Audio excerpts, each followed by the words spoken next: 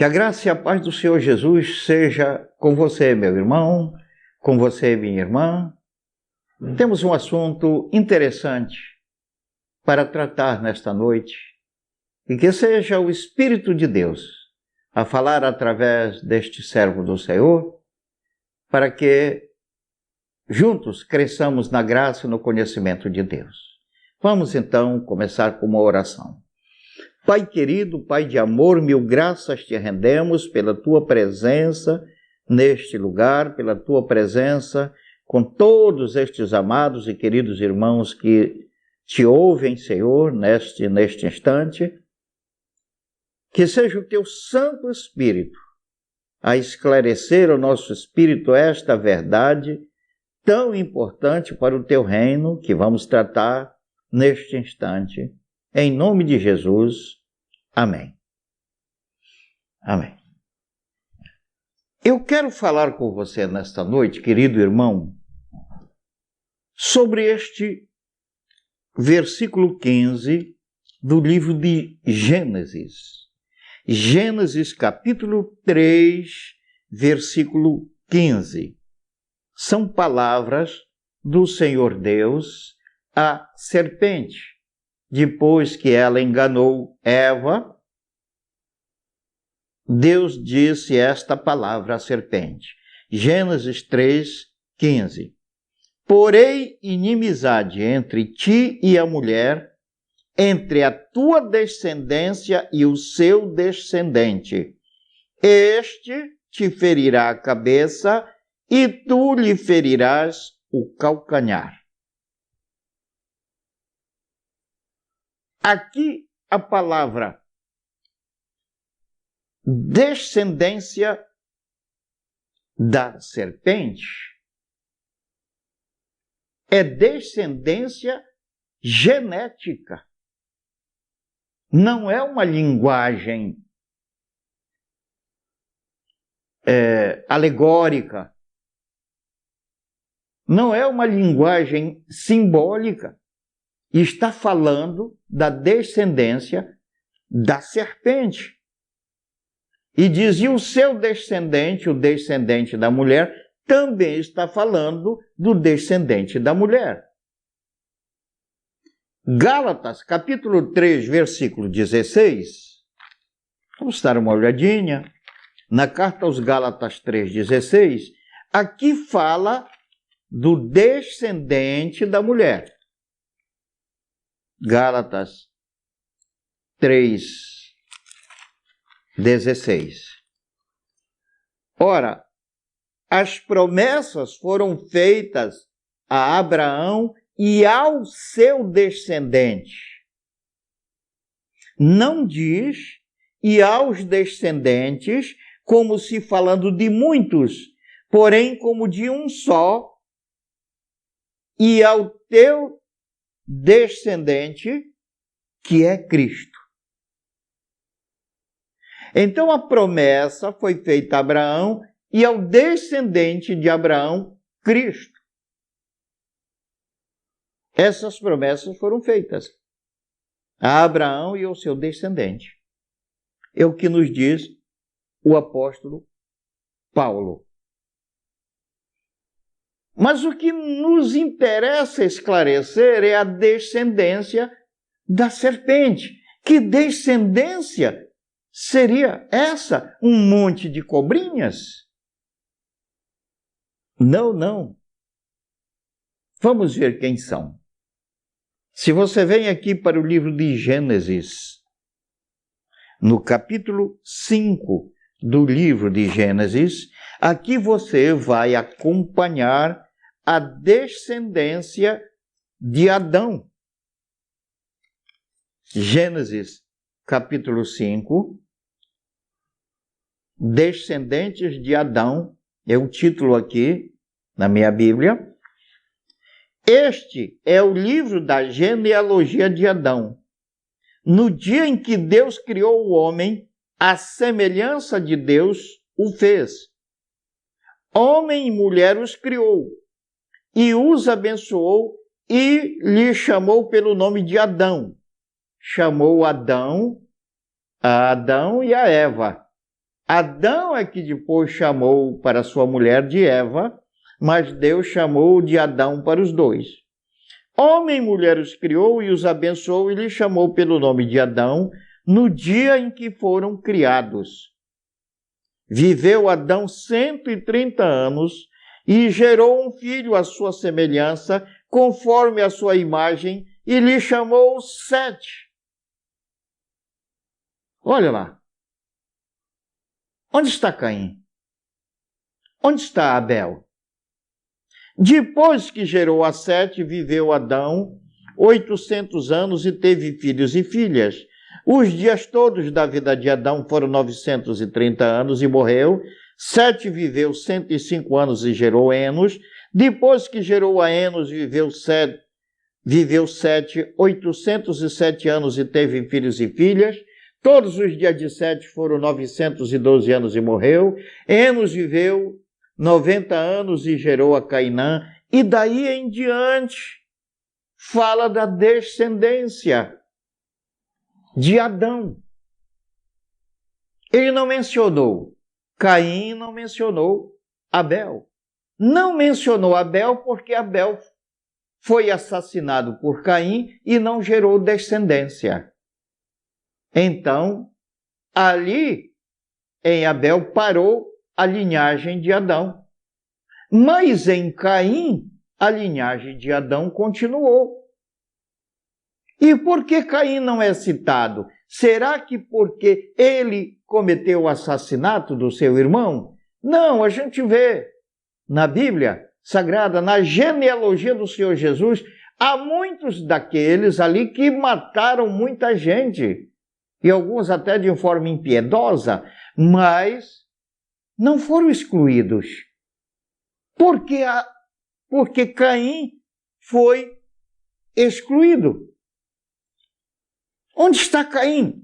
Se você vê no capítulo 4 de Gênesis, do versículo 17 em diante, aqui fala da descendência de Caim.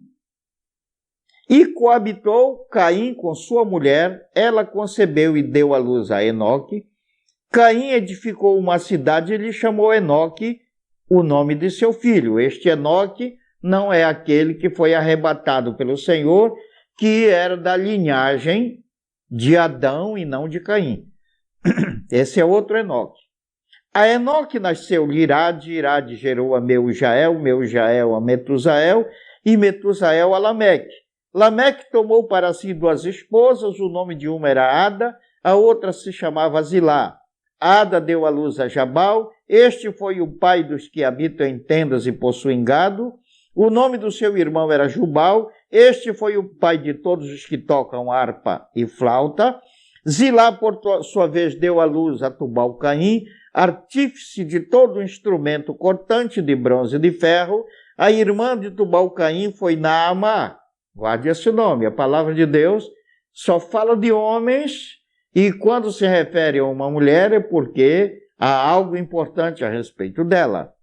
E disse Lameque às suas esposas, a Zilá: ouvi-me, vós mulheres de Lameque, escutai o que passo a dizer-vos. Matei um homem porque ele me feriu, e um rapaz porque me pisou. 7 vezes se tomará vingança de Caim, de Lameque, porém, 70 vezes 7. Tornou Adão a coabitar com sua mulher, e ela deu à luz um filho, a quem pôs o nome de Sete, porque disse ela: Deus me concedeu outro descendente em lugar de Abel, que Caim matou. Pois bem, o que temos aqui é a descendência de Caim separada da descendência de Adão. E quando a palavra de Deus, no capítulo 5 de Gênesis, falou da descendência de Adão, mencionou como primeiro descendente Sete e não Caim. Vamos ver ainda mais uma confirmação aqui adiante. No primeiro livro das Crônicas, no capítulo 1, do versículo 1 a 4, veja o que diz. Descendentes de Adão. Quem sabe agora Caim não entra aqui. Bora ver, descendente de Adão.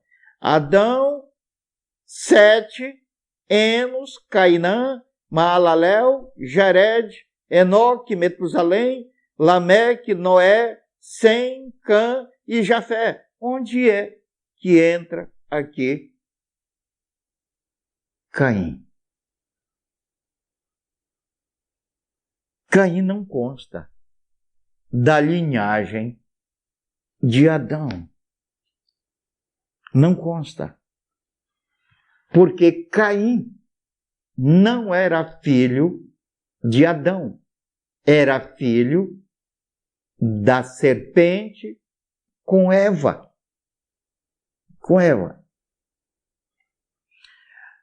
Na igreja, no templo católico, igreja de Notre-Dame, em Paris, uma que pegou fogo recentemente, lá dentro há uma imagem de Eva com um filhote de dragão nos braços.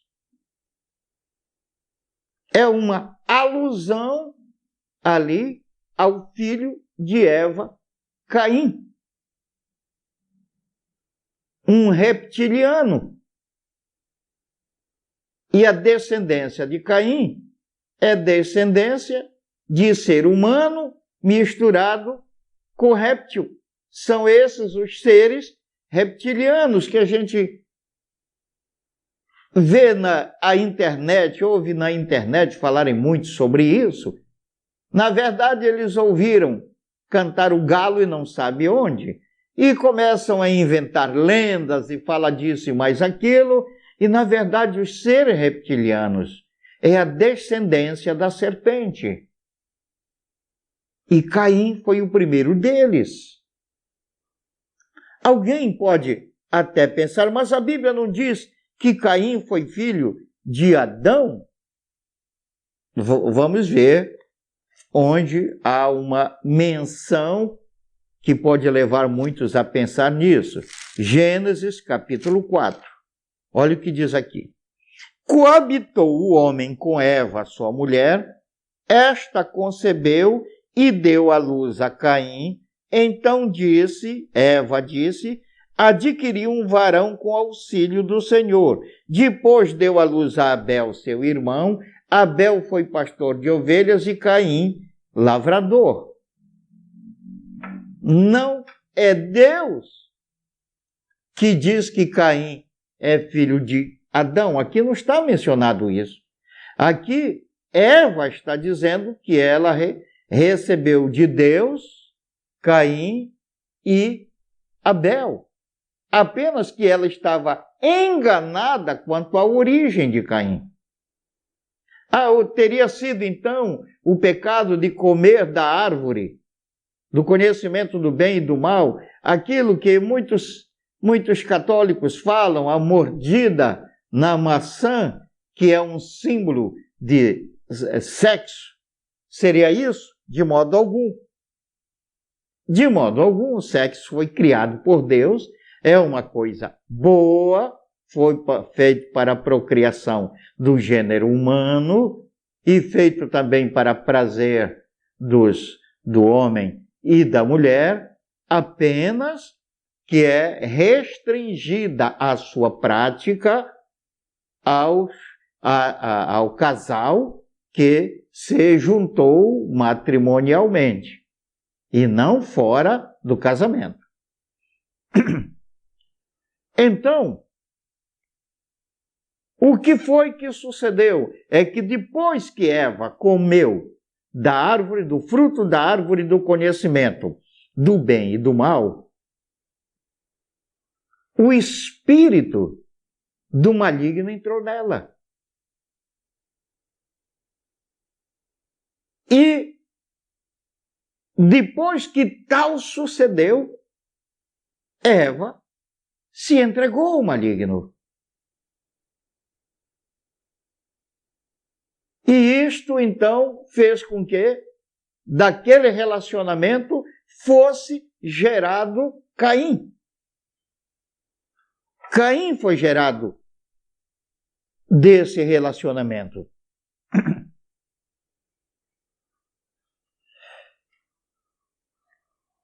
Amados, você veja uma coisa, vamos confirmar esta verdade. Abra sua Bíblia comigo. Aqui na carta aos Hebreus, capítulo 2, versículo 16. Pois ele, está se referindo a Deus, pois Deus, evidentemente, não socorre anjos, mas socorre a descendência de Abraão. Deus somente socorre a descendência de Abraão. A descendência genética de Abraão. Então, nós, os cristãos, estamos fora porque nós não somos judeus. Gálatas, capítulo 3, versículo 29 diz: e se sois de Cristo, também sois descendentes de Abraão e herdeiros segundo a promessa. E quando você vê esta palavra, também sois descendentes de Abraão, aqui não está falando de uma descendência espiritual. Não está falando de uma descendência espiritual. Aqui está falando de uma descendência genética. De modo que todos aqueles que recebem Jesus como Salvador e Senhor têm sangue de Abraão. O seu DNA vem de Abraão. Amados, então o que nós temos sobre a face da terra? Um povo de Deus, alguns ainda precisam de serem esclarecidos e receber a Jesus como Salvador e Senhor, para se apossar da sua condição de filho de Deus, e outros que jamais se converterão, porque são descendentes da serpente. E esses descendentes da serpente, é por isso que no final dos tempos, o que você vai ver, o que o livro do Apocalipse nos apresenta, que 2/3 da população da terra estarão contra o Senhor e apenas 1/3 estará em favor do Senhor. Por que isso? Porque a descendência, porque a serpente põe ovos. E os ovos que a serpente coloca, nascem muitos filhos. Ao passo que o ser humano, ele não é assim tão prolífico. Por isso, a descendência da serpente é mais prolífica. Descendência da serpente misturada com o ser humano acaba sendo prolífica mais do que os descendentes do Senhor. Os que provêm de Abraão. Então, Adão e Eva estavam enganados quanto a Caim, enganados pela serpente com respeito a Caim. Jesus veio para todos, a Bíblia não diz que Jesus veio para todos. Vamos ver se a Bíblia diz isso. Evangelho de Mateus, capítulo 15, versículo 24. Mas Jesus respondeu: não fui enviado senão as ovelhas perdidas da casa de Israel. Jesus foi enviado somente às ovelhas perdidas da casa de Israel. Ele disse isso. Fui enviado às ovelhas perdidas. No Evangelho de João, capítulo 10, versículo 16, ele diz: tenho ainda outras ovelhas não deste aprisco. Ele estava se referindo a Israel, e as ovelhas que não eram daquele aprisco Israel seriam as ovelhas que foram espalhadas pelo mundo. Quando o rei Salmaneser II invadiu Israel e levou cativas as 10 tribos do norte, essas 10 tribos do norte foram espalhadas entre as nações. Deus diz, no livro de Amós, capítulo 9, eu semearei Israel no mundo, e depois o recolherei. Então, recolher Israel, a descendência de Abraão, é quando nós pregamos o evangelho de nosso Senhor Jesus Cristo e as pessoas, então, recebem Jesus como Senhor e Salvador quando elas são de Deus, quando são descendência de Abraão. O povo brasileiro tem uma facilidade de receber o evangelho e cada vez mais o número de evangélicos crescendo no Brasil, sendo crentes verdadeiros, porque também há muita gente no mundo que se intitula cristão e na verdade não é, é até filho de serpente, muitos deles são descendência de serpente. Os verdadeiros filhos de Deus, eles passam por aquilo que a Bíblia chama de novo nascimento, a regeneração do espírito, a salvação. Passam por isso. Muita gente se intitula cristã sem ser salva. Então, aquele que tem um encontro com Deus, a vida dessa pessoa muda. A vida dessa pessoa muda. E os brasileiros, quase todos os brasileiros, são descendentes de Abraão.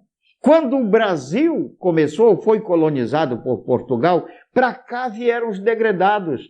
E entre eles vieram muitos judeus, que eram chamados de cristãos novos, que diziam que se haviam convertido ao cristianismo para fugir da morte da Sagrada Inquisição, promovida pela Igreja Católica, que, segundo alguns historiadores, matou cerca de 60 milhões de pessoas na Europa.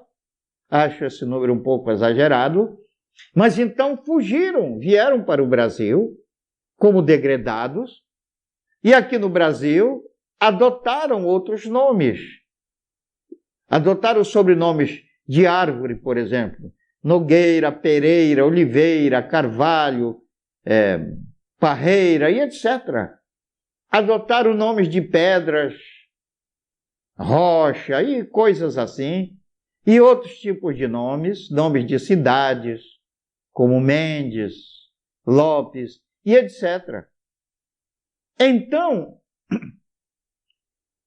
se você vê o dicionário sefaradi da língua portuguesa, que aparece ali os nomes, é imenso, do tamanho de uma Bíblia, mostrando quantos brasileiros são descendentes de Abraão. Por ocasião da guerra contra o Iraque, eu lembro de um documentário da televisão Globo, apresentado até por esse Bial, e ele mostrou um cemitério judeu na ilha de Manhattan, em Nova York.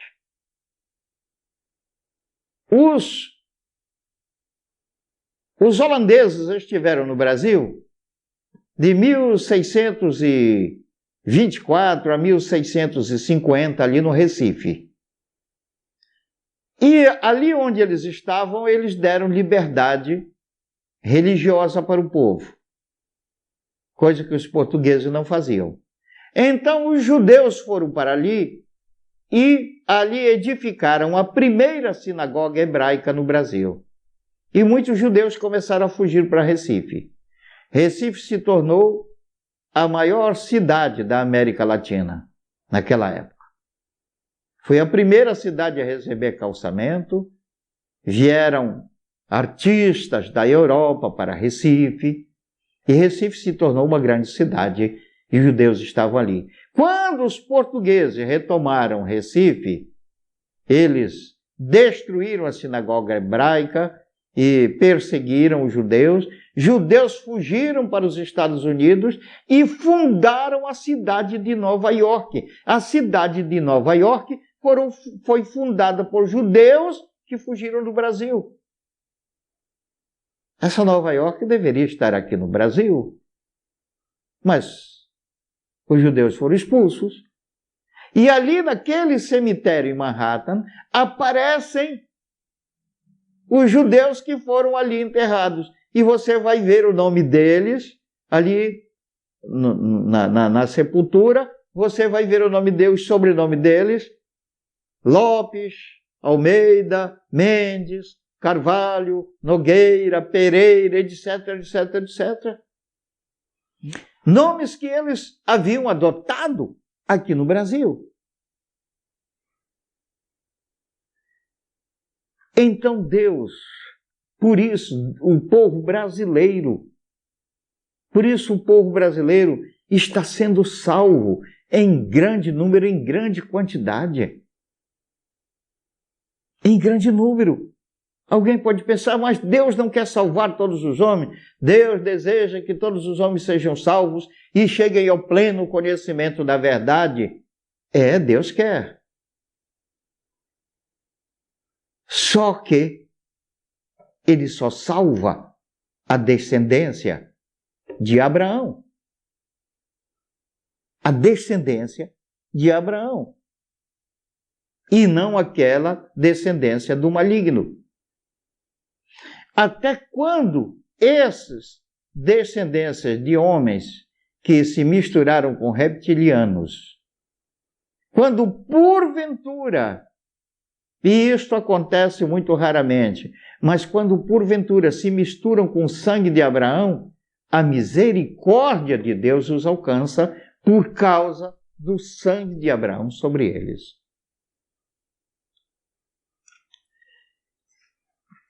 Isto aqui nos mostra porque no final dos tempos o Senhor Jesus não conquistou todos os homens para Ele.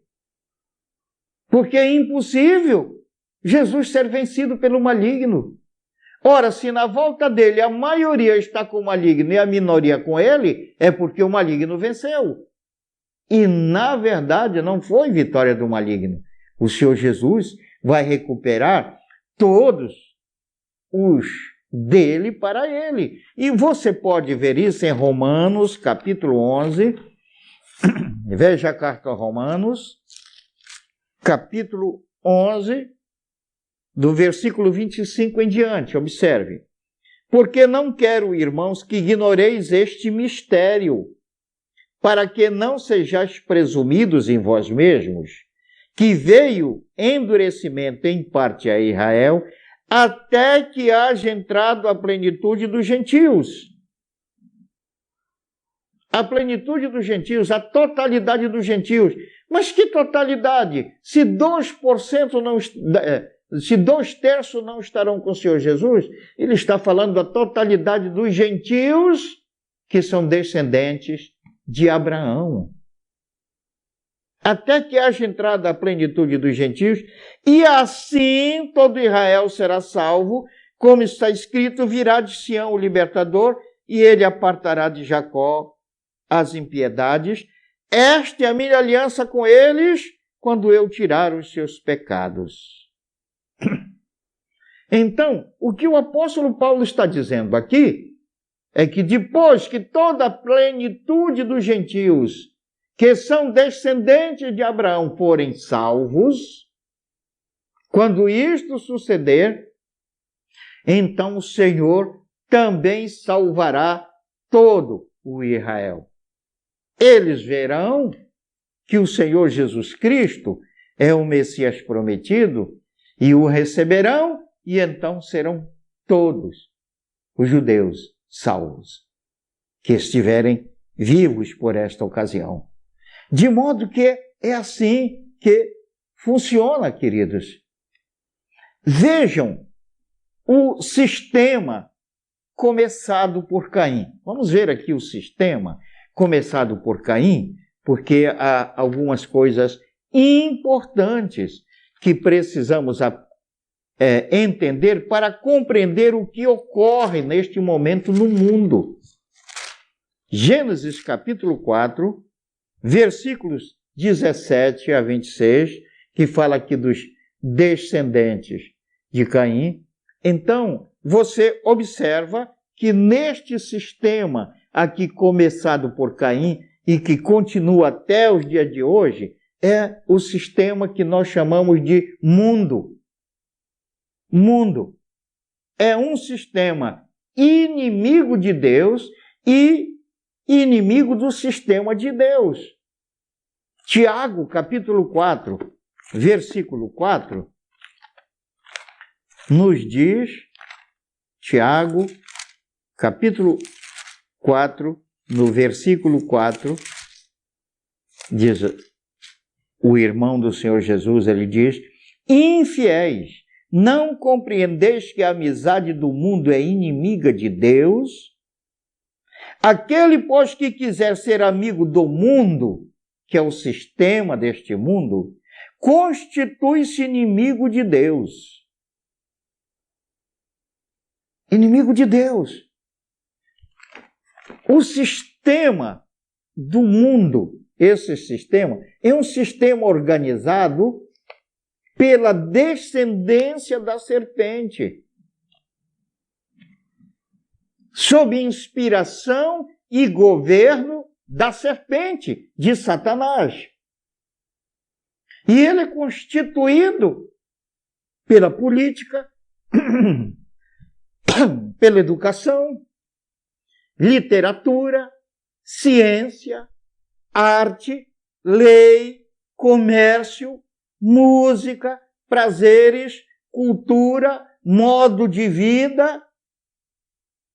E esse sistema, ele se desenvolve na direção do progresso sem Deus.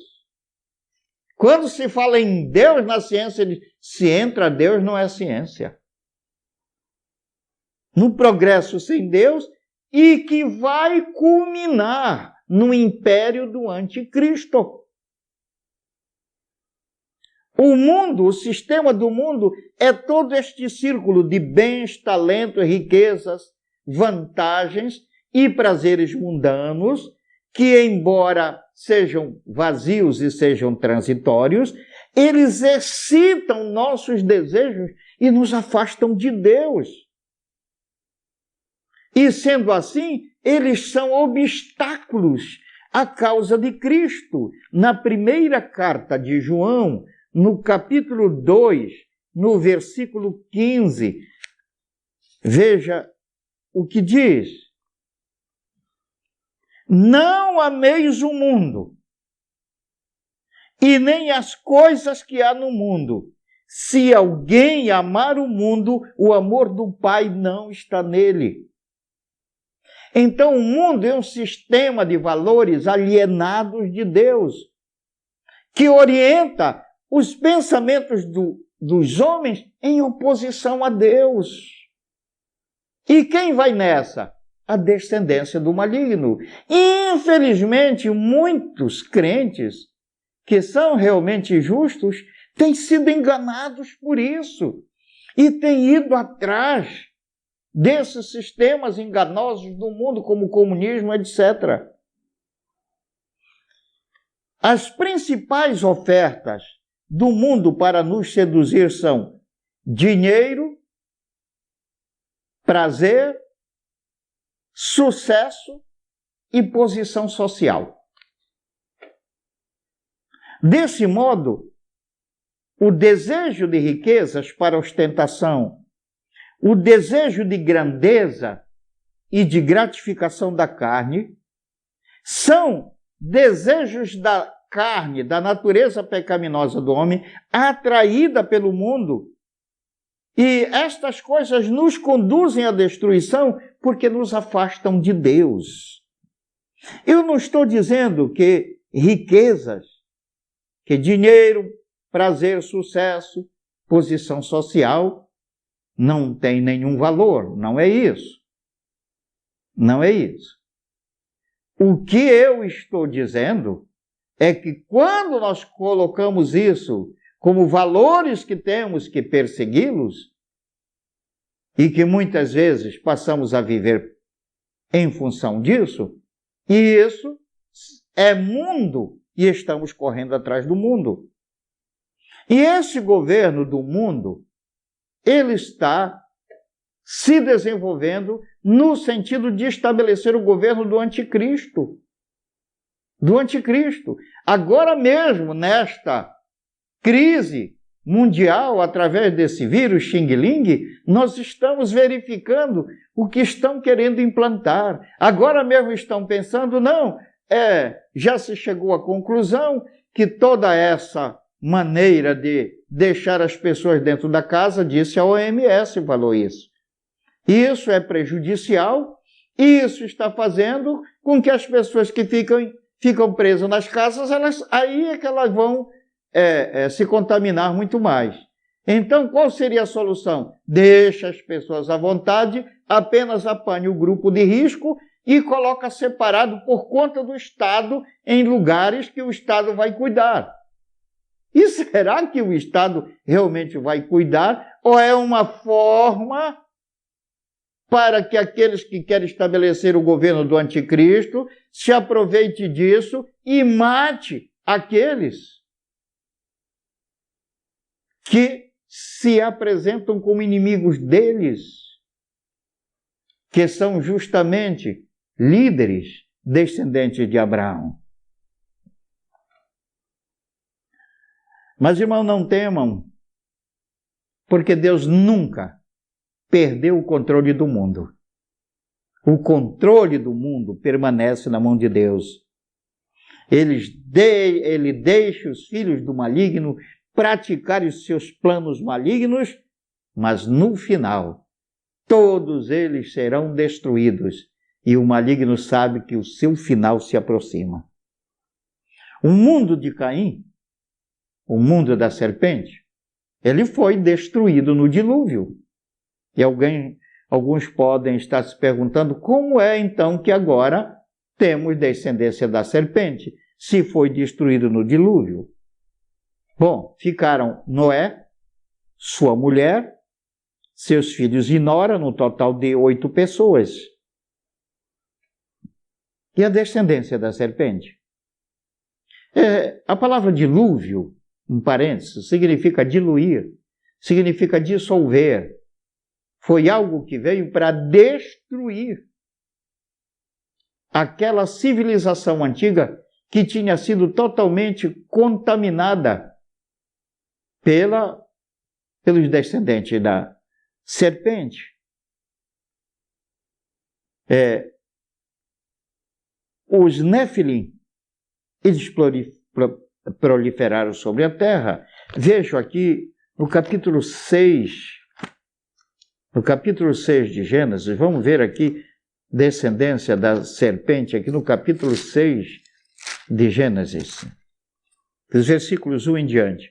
Como se foram multiplicando homens na terra, e lhes nasceram filhas, vendo os filhos de Deus que as filhas dos homens eram formosas, tomaram para si mulheres as que entre todas mais lhe agradaram. De que filho de Deus estamos falando aqui? Que viram mulheres, filhos dos homens. Aqui está falando de anjos, anjos do Senhor. Temos alguns livros apócrifos, um deles, o livro de Enoque, que narra bem essa história. E o livro de Enoque tem muitas partes desse livro que são colocados aqui na Bíblia Sagrada. Partes do livro de Enoque, dando credibilidade ao livro de Enoque. É certo que, se o livro de Enoque não consta da Bíblia, é porque ele contém algumas coisas ali que destoam do cânon sagrado. Então disse o Senhor: o meu espírito não agirá para sempre no homem, pois este é carnal e os seus dias serão 120 anos. Aquela mistura dos anjos caídos com as mulheres então trouxe perversão ao ser humano e os seres humanos se perverteram. Ora, naquele tempo havia gigantes na terra.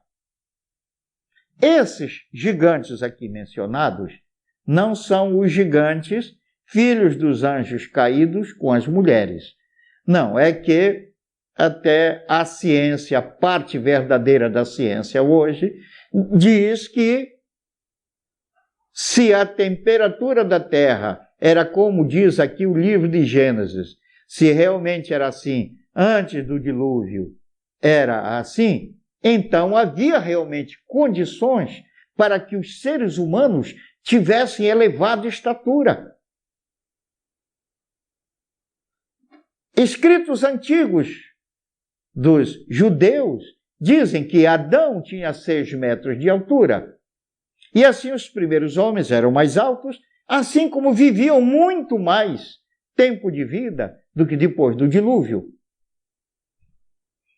Naqueles tempos havia gigantes na terra, e também depois, quando os filhos de Deus possuíram as filhas dos homens, agora já são outros gigantes, as quais lhe deram filhos. Estes foram valentes varões de renome na antiguidade. Então vieram aqui outros gigantes que proliferaram sobre a terra. Diz o livro de Enoque que esses gigantes, filhos dos anjos caídos com a mulher, eram de estatura muito mais elevada. Alguns supõem que se tratava de homens com cerca de 150 metros, 160 metros de altura. Outros dizem que a altura atingia até 1.500 metros. A ciência de verdade sabe o tamanho que essas pessoas atingiram, porque muitos deles ficaram petrificados. E se você procurar na internet gigantes petrificados, você vai ver a figura de muitos deles, que são figuras insuspeitas. Você vê que eram pessoas mesmo e não simples montanhas. Figuras de gigantes. Então, a ciência não fala nada sobre isso, porque a parte falsa da ciência domina, está sob controle do maligno, está sob controle do império das trevas e oculta isso dos homens. A NASA, por exemplo, tem a língua de uma serpente no seu brasão. Esses Néfilim, na verdade, foram 3 grupos, diz o livro de Enoque, desses gigantes. Uns chamavam-se titãs, que eram os mais fortes, os mais altos. Depois vinham os Néfilim, que eram os mais inteligentes, os mais hábeis, aqueles que detinham um conhecimento tecnológico, científico superior, extraordinário, que construíram essas construções antigas que nós vemos, como as pirâmides. Se você procurar na internet o Templo de Baalbek,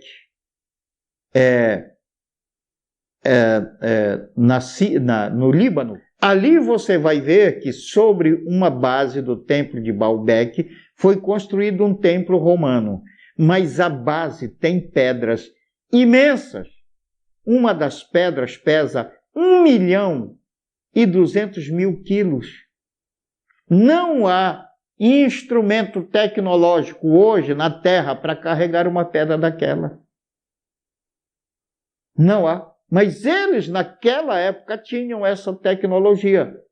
Não foram romanos. Os romanos construíram em cima daquele templo original de Baalbek, que veio desde o tempo dos Néfilim.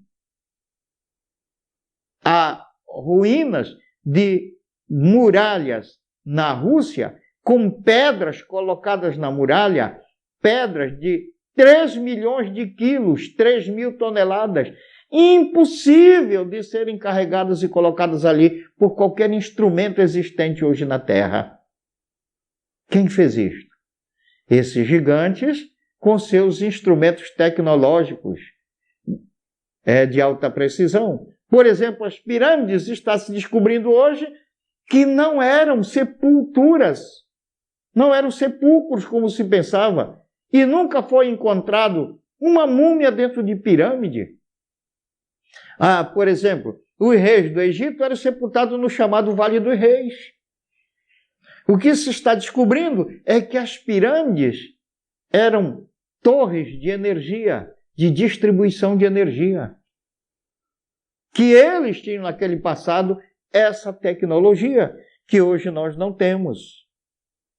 Então se observa, não é, que esses Néfilim, eles e os titãs, Néfilim, esse tinha um terceiro grupo chamado Eliúde, que eram os piores de todos em termos de crueldade, porque eles eram terrivelmente bárbaros, eles não eram destituídos de inteligência e eram terríveis, eram verdadeiros animais. Então, esse grupo de gigantes, eles passaram a comer tudo aquilo que era produzido pelos homens, eles passaram a comer tudo que a natureza produzia, os animais, as árvores, e depois que acabou tudo, eles passaram a ser canibais, passaram a comer homens. Aí veio o dilúvio e destruiu todo mundo. Mas como restam então filhos da serpente hoje? Como é que restam filhos da serpente?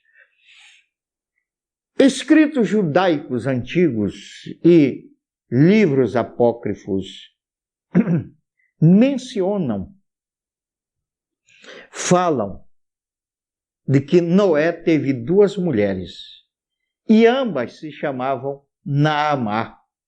Uma delas, aquela Naamá, filho de Lameque, descendente de Caim. Noé se casou com essa Naamá e com outra Naamá da linhagem de Adão. Com a Naamá da linhagem de Caim, Noé teve um filho chamado Cã.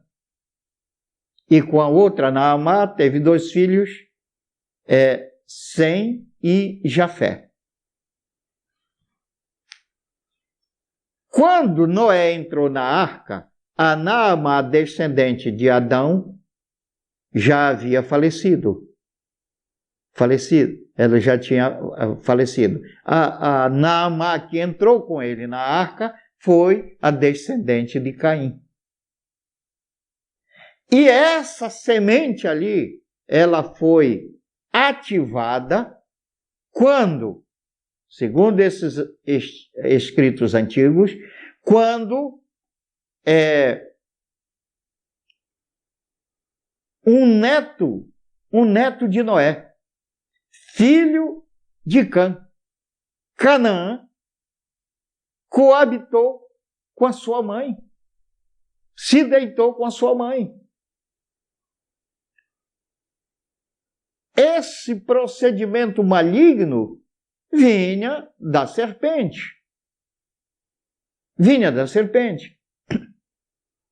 E na hora que isto aconteceu, reativou esta semente maligna. Quando Noé amaldiçoou Cã, veja que ele não amaldiçoou Cã, ele disse: maldito seja Canaã, que era o quarto filho de Noé. Por que ele deixou o primeiro, o segundo, o terceiro de lado e o quarto filho de Cã? Por que Noé deixou o primeiro, o segundo, o terceiro filho de Cã de lado e foi amaldiçoar Canaã? Porque Canaã é que tinha coabitado com Naamá. E então ali Noé amaldiçoou. Naquele episódio em que Noé se embebedou e Cã olhou e viu seu pai desnudo dentro da tenda, veio, chegou fora da tenda e saiu espalhando. Seus dois irmãos, Sem e Jafé, entraram de costas e cobriram ali o pai. E Noé, quando saiu da sua embriaguez, ele amaldiçoou então Canaã. Por isso que quando Abraão chegou na terra de Canaã, havia fome. Porque era um lugar amaldiçoado, era a terra onde esse Canaã, filho de Cã, foi habitar. Era um lugar amaldiçoado. Havia fome ali. E 60% daquele solo ali é ocupado pelo deserto do Negev. 60%. Era um lugar amaldiçoado. Aí você me diz, mas a Bíblia não diz que era um lugar que manava leite e mel? Manava leite e mel depois de Abraão. Porque Deus, Ele não abençoa lugares e coisas. Deus abençoa pessoas. Então, Ele abençoou Abraão e disse, Abraão, agora sê tu uma bênção. E introduziu Abraão em Canaã para Abraão abençoar Canaã. E quando Abraão encontrou fome, ele decidiu partir para o Egito e, como consequência, veio maldição sobre Abraão, porque Abraão não deveria ter saído da terra de Canaã, deveria ter abençoado com a sua palavra, simplesmente com a sua palavra, deveria ter abençoado o lugar. Mas ele ainda estava se desenvolvendo na fé, depois se tornou o pai na fé de todos os que creem, ainda estava se desenvolvendo, não abençoou e foi para o Egito. E então, a descendência de Abraão ficou 400 anos escravizada no Egito como consequência do erro de Abraão. Foi a maldição que veio sobre Abraão. 1 ano para cada dia que Abraão passou no Egito. Abraão passou 400 dias no Egito, 400 anos. Então, a descendência de Abraão passou ali escravizada no Egito. Mas depois Abraão se desenvolveu na fé e abençoou o lugar. Ali onde Abraão habitou, nos carvalhais de Mamre, é um jardim só. E o carvalho, embaixo do qual Abraão ficou e teve ali um encontro com o Senhor, que apareceu o Senhor mais 2 anjos, ali naquele lugar, é só flores, que fica ali junto da cidade de Hebrom. E há um carvalho lá que dizem que ainda é aquele carvalho do tempo de Abraão. O deserto do Negev, certa época do ano, vem águas e se transforma num jardim. É o maior jardim natural do mundo. Se transforma num jardim florido por causa da presença da bênção de Abraão. Então aquela terra, que era a terra amaldiçoada, a terra de Canaã, se tornou terra abençoada porque Abraão abençoou. Deus disse para Abraão, sê tu uma bênção. Então nós, retornando para a existência da descendência da serpente, o que sucedeu foi isso. Ali foi reativada, através de Canaã e sua mãe. Deles vieram ali Nimrod, que se casou com Semíramis, eram gigantes. Nimrod era um gigante, Semíramis também. Semíramis teve um filho chamado Tamuz. Depois, Nimrod foi assassinado pela sua mulher e Tamuz coabitou com a sua mãe. Descendência da serpente, não se pode esperar outra coisa daí. É assim mesmo. É dessa maneira. Então, você vê em Gênesis, capítulo 9, versículos 20 em diante. Aqui você tem este acontecimento da maldição que veio sobre Cã e sobre o seu filho Canaã. Da descendência de Cã vieram os Refaíns, Os refaíns mencionados em Gênesis capítulo 14, versículo 5, eram de estatura menor que os nefilins e tal, já eram de estatura menor, mas eram ainda grandes para o tamanho dos homens, eram de 4 metros a 6 metros, e vieram refaíns. Os Enaquins ou Anaquins, mencionados em Números capítulo 13, versículo 33, quando os filhos de Israel chegaram nos limites, tendo saído do Egito, e chegaram no limite da terra prometida, e foram espionar, e disseram que ali havia gigantes, e fizeram menção aos filhos de Enaque, que habitavam ali. Esse Enaque ou Anaque eram também filhos desses, descendência que provieram desses anjos caídos e que chegaram ali e que agora estavam habitando ali naquele território de Canaã. Nimrod era um gigante refaim, descendente de Cã. Nimrod se casou com Samíramis. Tamuz matou Nimrod. Canaã, filho de Cã, foi morar na chamada terra de Canaã, e essa terra se tornou amaldiçoada e abençoada depois por Abraão. Houve gigantes até o começo do século XX, que habitavam num reino que era chamado de Tartária, que foi inteiramente cortado da história.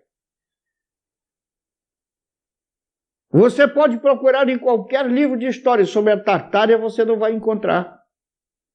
E por que eliminar o reino da Tartária, que vem desde o tempo de Gengis Khan? Justamente porque aquele território não se submeteu aos dominadores do mundo. Sociedades secretas que dominam o mundo até hoje. Eles não se submeteram, então a Primeira Guerra Mundial foi para acabar com eles. Com eles e com outros impérios que existiam por aí. E ali ainda existiam homens de elevada estatura, de 4 a 6 metros de altura.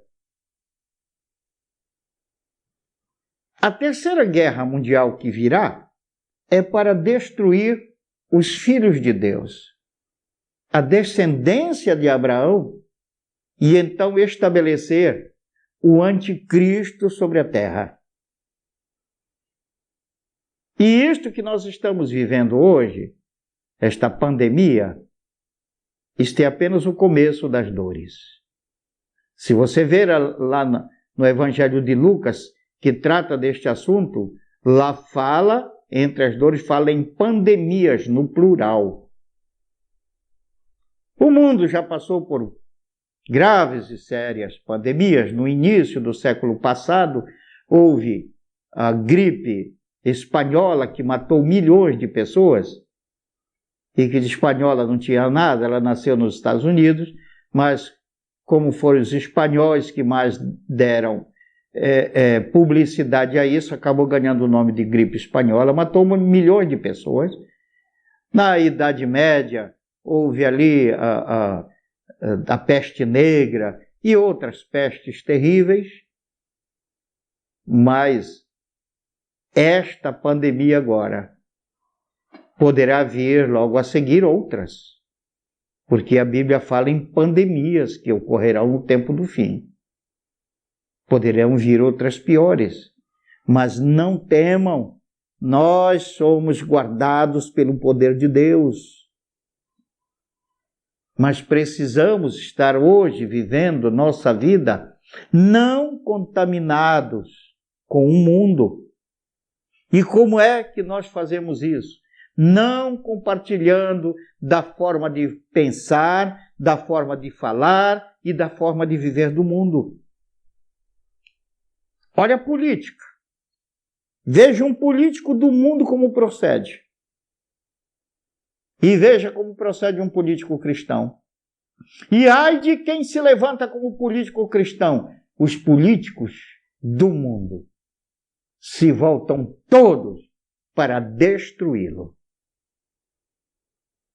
Jesus disse que nós estamos no mundo, mas não somos do mundo.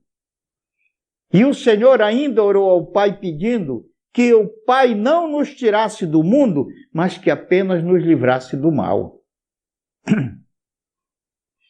No Evangelho de João, capítulo 16, versículo 33, Jesus diz: não temais. No mundo passareis por aflições, mas não temais, porque eu venci o mundo. Jesus estava dizendo, assim como eu venci, vocês também vencerão.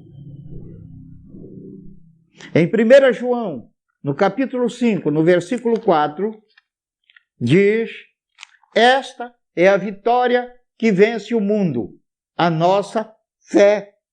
Então, pela aplicação da fé na palavra de Deus, podemos vencer o mundo e nos estabelecer em paz e prosperidade aqui na terra, usando nossos recursos, não da forma egoísta que o mundo usa, porque se nós agirmos como o mundo, então somos também do mundo, mas usando nossos recursos conforme a orientação da palavra de Deus. João 12, 25 diz que devemos odiar nossa vida neste mundo. Isto é, não nos sentirmos à vontade neste sistema do mundo. Quem ama o mundo torna-se inimigo de Deus, nos lemos ainda há pouco em Tiago 4,4. A recompensa de quem abandona tudo por Deus é receber mais, 100 vezes mais aqui na terra e no porvir a vida eterna sem nenhum impedimento.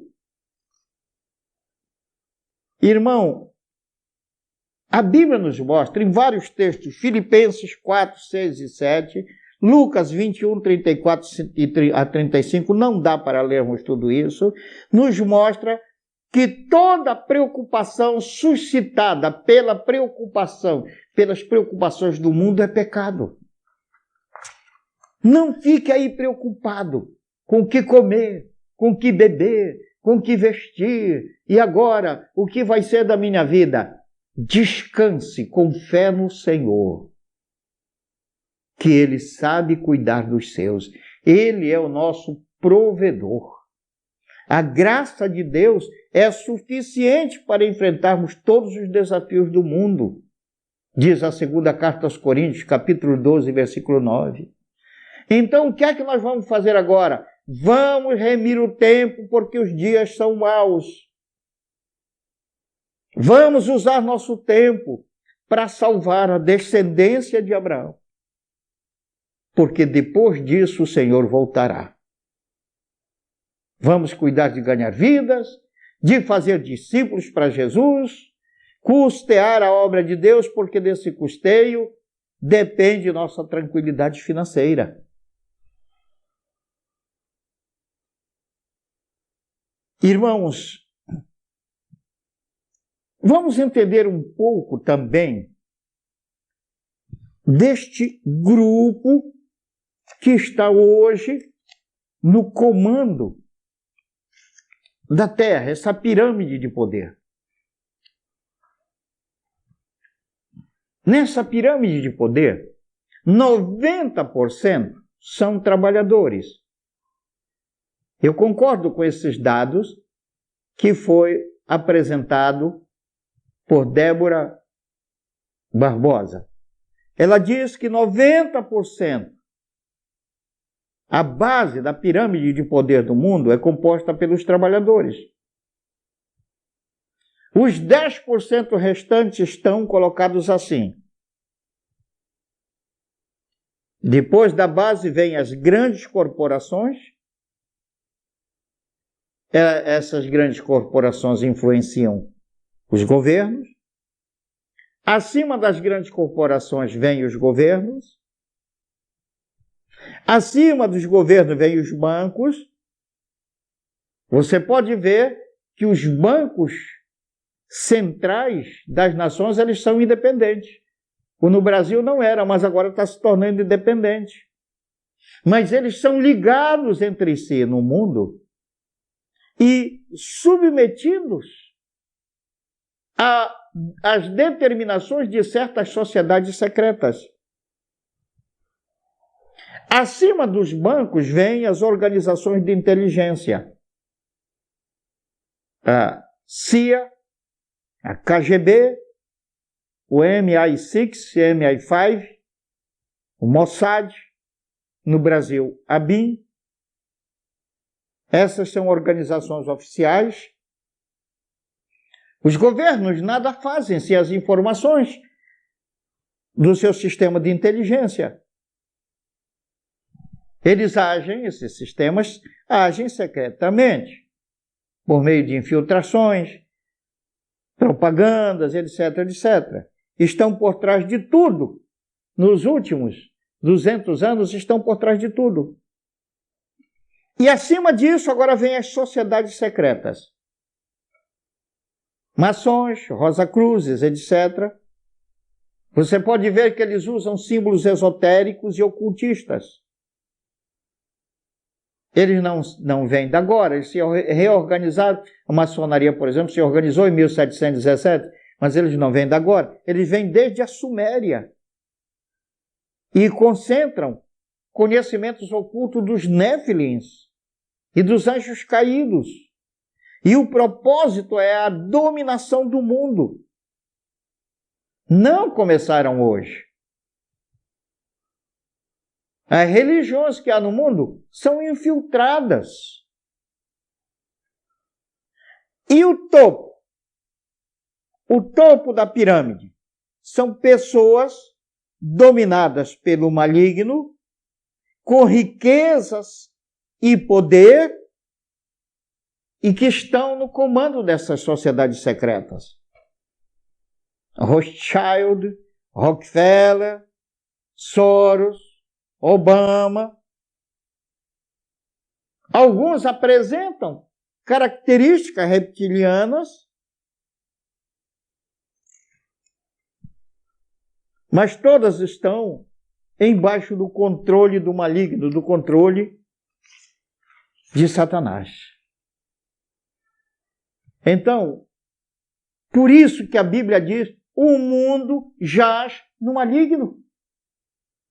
O mundo está entregue nas mãos do maligno. Está morto, sepultado nas mãos do maligno. Desde o começo do mundo. O lado escuro da força controla o mundo. E não se importam com quem morre. É por isso que está aí o coronavírus. Pode matar quantos matarem, o que importa é o esquema político. Eles mentem e corrompem. Albert Pike, uma das autoridades consideradas pela maçonaria, escreveu há centenas de anos um livro em que ele falava das 3 guerras mundiais que haveriam de acontecer. Ele era maçom no mais alto nível. E então eles estão com pressa de implantar o governo do anticristo e de repente apareceu Trump e Bolsonaro no caminho. São atrapalhos para eles. A nova ordem mundial que se pretende implantar com um governo central é o governo do anticristo. Mas você não deve ficar temendo, porque quando nós tememos, nós alimentamos os demônios. E eles procuram nos atemorizar com aquecimento global, questão alimentícia, porque não vai ter comida para todo mundo, e o mundo produz, nos dias de hoje, mais de 7 vezes alimento que o mundo teria capacidade de comer. Mas, queridos, não temam, porque quem está no governo do mundo, eles se enganam supondo que estão no governo do mundo, mas quem está no governo do mundo e nunca abriu mão disso é o Senhor. O Senhor é o Rei do universo. Ele é o Deus Todo-Poderoso. E nós, seu povo, somos seus filhos. E quando esta coisa for realmente se fechando, nós ainda veremos a manifestação do anticristo, mas antes que o grave conflito aqui se estabeleça e o horror se estabeleça sobre a terra, nós seremos arrebatados para estarmos com o Senhor nos ares e de lá voltaremos com Ele para tomar posse da terra. E então todos os reptilianos, toda a descendência do maligno será varrida sobre a terra e haverá então novos céus e nova terra, onde habitará justiça para sempre. Não tema, fique com Deus e traga aqueles que são de Deus para o Senhor. Você não saberá distinguir entre aquele que é descendência de Abraão e quem não é. Você não saberá distinguir. Então evangelize a todos, porque os que são do Senhor virão para o Senhor. Fique com Deus. Se você gostou desse vídeo, deixe seu like, inscreva-se no canal, ative o sininho e compartilhe este vídeo. O link para o e-book Orientações Bíblicas Básicas está na descrição deste vídeo. Acesse e tenha uma ótima ferramenta para o fortalecimento na fé e no conhecimento das Sagradas Escrituras.